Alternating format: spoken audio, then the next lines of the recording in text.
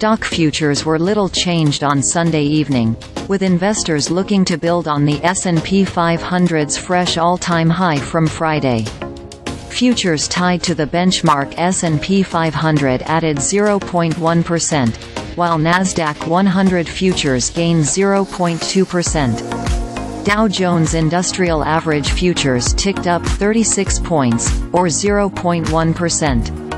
Stocks roared back to life on Friday after losing ground earlier in the week.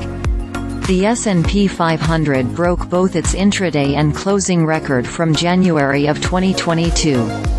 The Dow Jones Industrial Average and tech-heavy Nasdaq Composite also closed higher, with all three major indexes now in the green so far in 2024.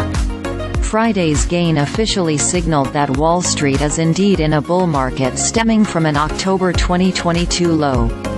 Tech stood out among S&P 500 sectors on Friday, gaining 2.35% on the day and 4% on the week. Wall Street's strength will seemingly depend on whether or not the U.S. central bank will capture an economic soft landing.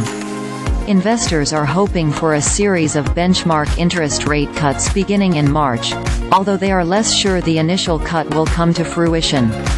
Data from the CME Group's FedWatch tool as of Friday shows investors are now pricing in a roughly 47% chance of a Fed rate cut in March, a steep decrease from 81% a week earlier.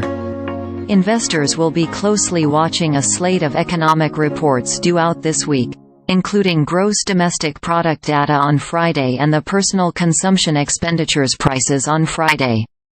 Both reports could provide insight into how central bank policymakers view monetary policy moving forward.